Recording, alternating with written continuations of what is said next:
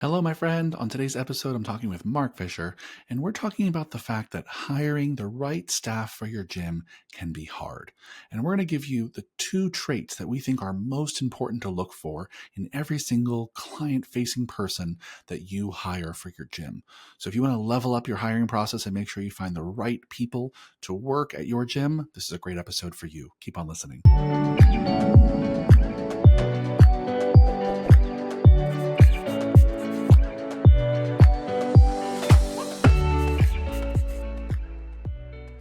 Hello, fitness business nerds. What's up? Welcome to another episode of the Business Unicorns podcast. Before we jump into today's episode, I have a quick question for you. Have you ever wanted to peek behind the scenes of Cressy Sports Performance or Mark Fisher Fitness? What if you could spend a day and a half learning with Pete Dupuis and Mark Fisher for only $179? Well, you can. After selling out last year's offering, we're bringing back our collaboration with Perform Better, which is the industry's leading source of functional training equipment, training info, and seminars. And it's called the Gym Owner Masterclass. It's exclusively for gym owners looking to create more income, more impact, and more freedom. And we're going to teach you the most important lessons we've learned in our combined 30 plus years of running our gyms.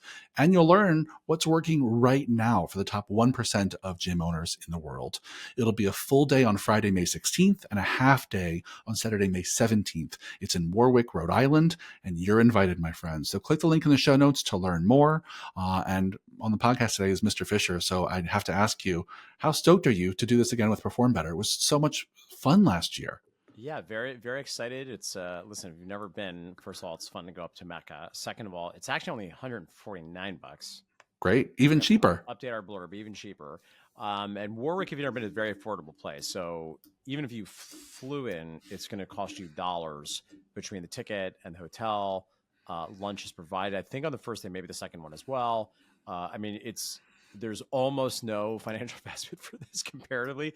So yeah, it's going to be very exciting weekend. We had a great time doing. We're excited to perform. I was bringing us back, and yeah, can't wait to share it with you if you missed the first one.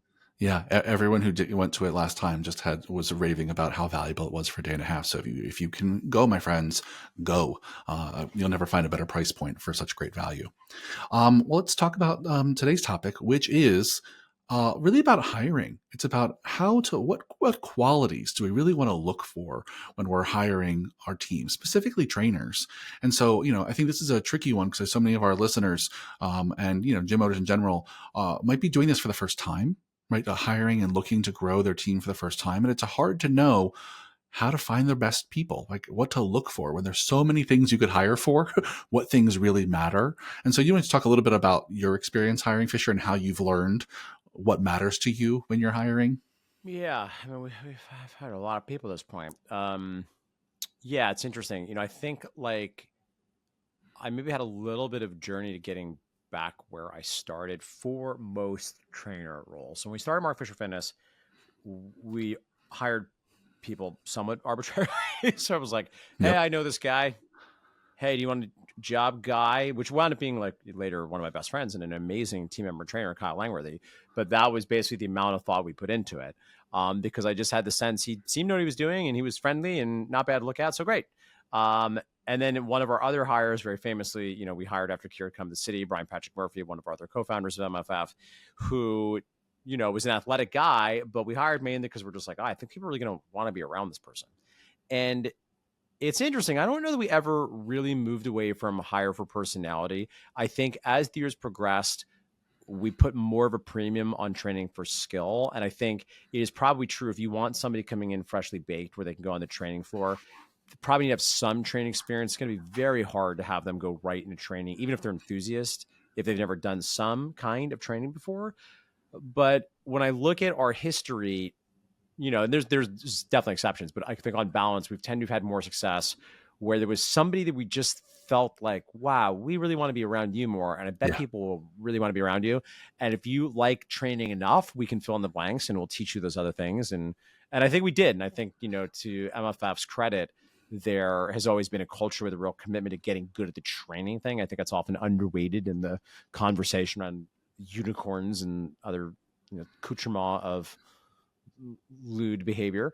But I think that the warmth piece is hugely important. And I think Yeah. like it's not for me any more complicated than like, do you want to keep hanging around with this person? Right. It's not the only Yeah. thing. We'll talk about competence in a minute. But I think over the years, that has become so clear to me is that that's a thing that when a client decides they're going to stick around or not, that's the one non-negotiable. I don't want to be around the person. It doesn't matter if you're competent, right? If you have to choose one, unfortunately, Yeah. probably choose warmth and let them be incompetent. Yeah, Do both, but 100%. Yeah, 100%. We want both, and we'd rather pick one or the other. I think that's right. I think when we think about hiring, we've always talked about the fact that you're looking at two buckets of things, right? Their kind of character and their competence. And when it comes to character, the kind of character that matters most for me is the stickiness of their personality, right? Like, do I want to spend more time with you? Do I look forward to seeing you again? When I'm inviting you back for that one-on-one interview, am I stoked to get to know you more and spend more time with you? Do you make me feel seen and heard when I'm in your presence?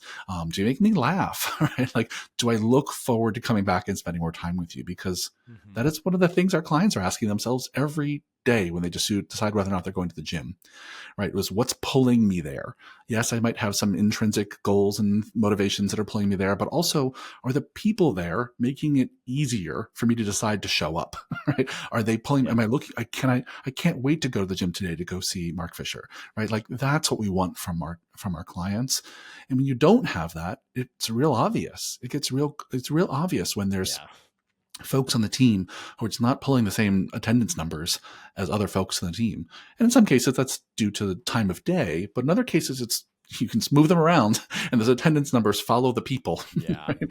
And it becomes really obvious that their personality is just not as sticky as some others on the Yeah. team. And I think that really matters. It's not the only thing, like you said, but if that's not there, they're just not the right fit for the job. Yeah. Yeah. Yeah. Particularly because I think so often, really what you're asking is how wide a distribution of humanity Yeah. will be attracted to this kind of person, right? Yeah. Because it's also true you might have somebody that is overall great for a certain kind of person, but they're Yes. just deeply, deeply polarizing. And listen, I realize I have accidentally made a career being deeply polarizing, but net, when we're talking about this particular arena of people dealing with any sort of group training class format, Yeah. they're going to be exposed to a wide variety of personality styles, of ages, of temperaments, of dispositions.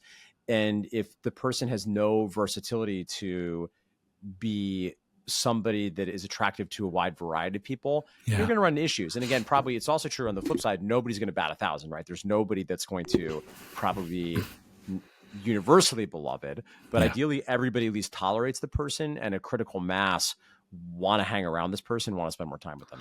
Yeah, I think that makes me think that one of the things that makes it tricky for gyms like Mark Fisher Fitness that serve a general population, right? Which is we have we have a clear avatar, clear center of the bullseye for who we're marketing to and speaking to and designing our services for, and we also attract people way outside the bullseye of Right. all ages, shapes, colors, sizes, you name it, and to find trainers who can resonate with as broad of that population as possible is tricky. I think this challenge is this looking for this character trait of warmth is still really important for Yes. gyms that have more specific avatars, right? There's certainly unicorn signing members who serve just people over 50 or really just serve, sports performance athletes who are like teenage baseball player dudes, right? Like, and then in that case, what you're looking for is someone who that specific avatar feels warmth towards, feels a connection Yep. towards. And that would be a little easier when you have to narrow in on just a very specific avatar. But for all you Gen Pop gyms out there, what you're looking for, I think that was a good way of saying it, Fisher, is a personality trait that appeals to the widest possible range of humans that are coming to your gym. Not everyone's going to be for everyone, right? But we want to try and find someone who's going to be for as many people as possible. So yeah, I think that's the character part. That's the warmth part. But then we also know the other side of the equation here is competence, right? They have to have some skills and experience that make them likely to be good at the job, if not already good at some parts of the job. So, talk me through what your experience is kind of searching for the right kind of competence. Yeah, and this is interesting because this conversation couples tightly with a previous conversation we had not that long ago about, wet to noodle gym owner that just doesn't have the strength of conviction that makes them dynamic, that people feel drawn to them in some way. Yeah. And in practice, listen, for some people, you're going to go all the way in the end zone just because the trainer you've hired is just so likable and dynamic that they don't really care right? Mm-hmm. This is the cliche, like this personality profile, like the influencer, the amiable, big picture person. Like, well, I don't care, we're having fun. I don't know, I'm not hurting, right? Like, Yep. and that'll work for some people across the standard distribution, Yep. but a lot of people are also looking to understand, are you competent, right? And it's worth knowing, for better for worse, that doesn't necessarily serve as a perfect proxy for actual competence, because really what they're reading often is confidence, right? Mm-hmm. And they don't really, by definition, most of our clients are not subject matter experts. They're not going to be able to really hold forth with a strong opinion about how progressive your understanding of spinal biomechanics is or isn't. They just have a sense of like, oh, this person is using the right amount of big words. Mm-hmm. It's enough that I'm sort of picking up, they must know what they're talking about, and they Yeah. speak well and they speak authoritatively. They're not talking so much jargon that I feel off put, or I feel like they're trying to put on airs. And that's a lot of, I think, how people ultimately make the decision, right? Does this person have confidence? And that is how they're going to assess, like, is this person competent or not? Now, on a long enough timeline, of course, things like not hurting people, getting results matter. But we all Yeah. know, listen, that's delayed feedback loop. That's not going to happen in the first session, right? So, hey there, Business Unicorns podcast listeners.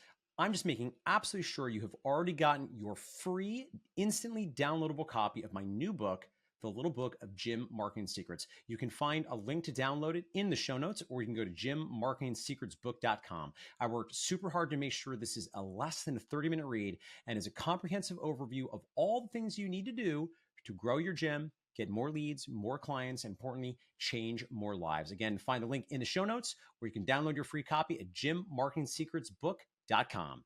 And now back to the podcast. So, competence, to my mind, is there. The one part of it is doing your integrity, having integrity as a fitness professional. You want to actually be good at a good job, because that's its own reward and its own obligation, I think, if you're imposing loads on people's bodies. And then there's confidence as a function of competence, right? Because one of the issues we see too is people sometimes come across as less competent than they are, because they have such bad self-talk. They just can't, they just Mm-hmm. don't believe in themselves, right? Yeah. And because of that, Or they just sort kind of of like, unpolished communication skills that makes them yep, feel like they're yep, always yep, fumbling the ball, when it's like, no, they know what they're yep, talking about. They just yep. can't get it across to you. Poorly, Yeah. Yeah. yes. They speak poorly, right? And, all of these things, I think, to some extent, can be learned, right? I think, Mhm. like, public speaking is probably a very important skill for everybody that's a human. I don't think the robots are taking that soon. I think I'll probably take everything eventually. But for now, public speaking is going to be valuable. And that will go, I think, very far to improve your sense of competence, the actual technical skill of speaking at the right volume, at the right pace, with the right amount of pauses, with a minus verbal filler. And then if you were to study warmth, you would not do poorly to read How to Win Friends and Influence People, which is Yeah. the cliche book. But Yep. if there is a manual that helps you really think, okay, how do I turn up my personal charisma? And a lot of, I think, both of these, if I were to thin slice both of these, I think a lot of your success here is being other focused. I think you Mm-hmm. run into issues when you're thinking about yourself. You run into issues when you're Yeah. thinking about, am I being likable? Or like, do I even know what I'm talking about? If you're so focused on that person with like love and care and excitement to see them, and give them all of your energy and focus and attention, that's going to cover most of the freight, right? And I think having the personal sense of security to be willing to do that is so much of the game, because that's what a lot of people are looking for. Yeah. Again, they're looking for fitness outcomes, but so much of the customer service experience is the famous Mary Kay quote, "Making me feel important," right? Everyone's wearing Yeah. an invisible necklace that says, "Make me feel important." And I think that's how you operationalize. You have to get out of your own head and focus on the person in front of you. Yeah, 100%. I think for most of our listeners, like that is the shortcut, right? That I want to look for some warmth in their character, and I will look for some confidence in their competence, right? Like that they generally have some confidence in talking about their job, right? And they come Yeah. across as being someone who can speak with some conviction and authority on the things they do that are helpful to their clients. I will say this: I'm going to make it even more tactical. I will say, for all of you out there who do the hiring, I think it does serve you to dig a little deeper on the competence side and make a list of competencies that are most critical to the job you're hiring for, right? So when it comes to a trainer, you care about some competencies. You probably want most people you're hiring to at least have a certification and be able to demonstrate what they've learned in that certification to you in terms of some clear coaching cues, right? Mm-hmm. Making, having some good eyes on people, being, what would you call that? Like, perceptive enough to see, to Mm-hmm. be able to understand what's happening in someone's body through observation, right? There's some competencies that you want to look for, just baseline Yeah. ones, even if you're Yeah. bringing someone in for an internship, right? Other competencies might be like that they know how to organize themselves and achieve goals. They might, might be managing a to-do list or a calendar, right? So I think, but going through and making a list of competencies that you can check for in a hiring process is really useful. But at the end of the day, they all sum up to what matters most is the client feels like this person's good at their job. Yeah. Right? Like Yeah. they all sum up to that. But I think to be tactical, I think if there's an action step from this, I think it's for all of you to go make a list of the core competencies that you really care about, so you can decide who from your hiring pool really has the most batteries included. You know. Mm-hmm. Yeah. What else? So what we've covered here is really like these two things that really matter in hiring: warmth and competence. Um, let's just say, let me do this, ask this question, just because I think sometimes we've hired people already, there's many people Yes. listening, who are realizing after the fact that there's some folks who don't have these things. Yeah. Then what? Yeah. And so let's start Mm-hmm. with, you realize you hired someone who's just not connecting with clients. Their personality is not sticky. People aren't feeling their warmth. What do you do about that? God, it's so hard. I mean, ultimately, you address this the way you would any, I think, performance issue. You try to Yeah. really quantify what are the behaviors that are happening or not happening. So you're coaching on behaviors, right? Because one thing that can be a little bit challenging this kind of conversation is warmth can feel fuzzy. It can mean different things to different people. So you're really looking to quantify what that is, right? And over the years, there have been moments that have been, in retrospect, hilarious, but at the time somewhat stupefying, where there were things that had to be articulated. I was like, oh, okay, this young person doesn't understand that after the set is done, you can't sit in total silence until the Mm-hmm. next and look at the floor. You actually have to say something, right? And in Yep. practice, there's a few sentences you have in your back pocket. It's always like, so what neighborhood do you live in? Or so what do you do for work? Or how'd you find out a gym? Yep. Or depending on the time of year, going away for the summer, right? Like, and I Yeah. think as you become an adult, at least for me, somebody that I don't know that was actually strictly natural, you begin to sort of socialize and be like, oh, okay, so I'm noticing this is kind of going around me. And How to Win Friends, I think, does a good job of making some of that tactical. But I think your takeaway here, if you're looking to correct for this, is to make this quantifiable. And I'll tell you, the stickiest thing, again, the real combos, the stickiest challenge you have is when you have someone that is a really overall pretty great person and they're even a pretty good employee and they're Yeah. just not that great at the job. And they're Yeah. not so bad that it's obvious to fire them, and they're trying hard and they just can't put the pieces together in a way that makes people want to be around them. And again, for a lot of your frontline staff, a lot of your Mm-hmm. trainers and coaches, you are optimizing for a certain yellow lab personality and vibe. And absent that, you can really have a tough situation where this person is doing all the right things, they're professional, they mean well, you Yep. like them, and just nobody really wants to hang out with them. So but 100%. they're so fine, Yeah. and that's hard because you quantify it, but at some level it's like, do I Yeah. fire this person that's so reliable? I don't I know. think this is one of the hardest things to manage, right? Is manage someone whose personality and rapport with people just is not where it needs to be. It's tough because it has a lot to do with life experience and Yep. maturity and socialization, right? There's so many things that come into play. I do think something as simple as like reading the book How to Win Friends and Influence People, I think is a good place to It's start a because damn good that start. book Yeah. breaks down some real tactics. Another book Yep. I read recently, I'm not sure if you read this one because it was one that I was reading for school related research, but it's called Wired to Connect. Wired to Connect. The authors are, I think, Banks and Hirschman. This talks about like there's a little kind of a neuroscience perspective on what makes us connect, like the link between like brain science and building healthy, strong Oh, relationships. interesting. But what it's good is it gives a framework that helps you kind of diagnose or self-diagnose or self-assess Mm, yourself at how you're doing in some kind of key social behaviors. And I think that's helpful to kind of like unpack for yourself, okay, well, why aren't I building strong, healthy relationships with my clients or yeah. my coworkers or whatever? And and the brain science has a lot to has a lot it can help us with, right? 'Cause it's all about kind of coding patterns in our brains, right? And so all of you brain nerds out there, I think that'll appeal to you. But I will say this is not like a straight up neuroscience book. It's very practical. It's meant for the general public. But I think it's another good one for Mm, anyone who's struggling to figure out, what do I do about the fact that I can't seem yes. to connect with people? Yes. Yes. Yeah.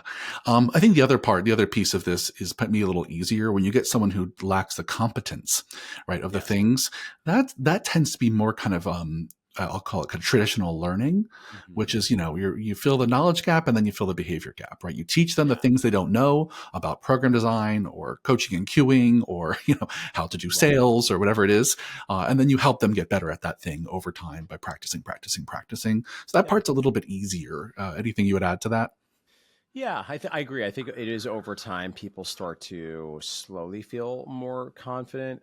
I think one of my observations that has been interesting over the years is how much of that uphill climb is dependent on that person's self-talk and their Mm, conception of their own competence. yes. And perversely, of course, the people that are like not as hard on themselves can come across very confident, even though they're not necessarily good. And then you'll have sometimes other individuals that are very hard on themselves and are performing at a very high level, but Yep. just reek of lack of belief because they're hard on themselves in ways that are, maybe not completely rational, but also like has some potential upsides. Yeah. So, but in general, yeah, if people get reps, if they get time, like most people, both of these things are not quick fixes, right? For better or for worse. I Yep. do think they can get better over time if you're really intentional about the work that you're doing. But yeah, in theory, the competence thing can get better. But when we're talking specifically about competence as a function of confidence, yeah, that is an interesting thing to note too, where sometimes you're boxing with the shadow puppets of someone's upbringing and the messages they receive from their family or society Yes. about how competent someone like them could be at this job. And that's an interesting thing to unpack. Yeah. 100%. All right. Well, let's wrap it up. How would you kind of summarize the things we talked about and takeaways for our listener Oh gosh. on this Yeah. one, Fisher? Well, I think first of all, awareness is maybe the first piece here. Just thinking through perhaps your staff, and if you were to rank them on a scale of 1 to 10, both for warmth and competence, how might you do that? I think certainly you could take a look at your current hiring process to understand what can you integrate here to vet for these abilities. Because even warmth, you could probably try to quantify a little more in the process. We Hmm. talked about creating some specific competencies tactically when you're looking at your hiring process. You're clear on specifically what do people need to be good at and how are you assessing that they are or not in the hiring process. And then finally, when you circle back over to your team, let's say you have found some individuals that either have some deficiency, and of course we all have room to improve always at both of these. What are particular things that you could do over the next, say, 1, 2, 3 months to work with the individuals on your team to make sure that they're aware that there's these two important factors and try to turn up the light switch on both of them over time? Yeah. Great summary. Love it. Awesome, friends. Well, if you want more badass insight and knowledge like this, come to our Gym Owner Masterclass, which Yes. again is Friday, May 16th and Saturday, May 17th in Warwick, Rhode Island. Link down below in the show notes will get you all the right information and get you to register. Yep. Again, only $149, cheapest day and a half worth of knowledge and value forever. Never. And you get to It's spend the time clearly with, never going to be cheap again. yeah, you get to spend that time with Mark Never Fisher and again. Pete Come Dupuis. now. Yeah. This is And it. so go click This the is it, link baby. and join them. Join them. Thanks, Fisher. I'll see you on the next one. Bye.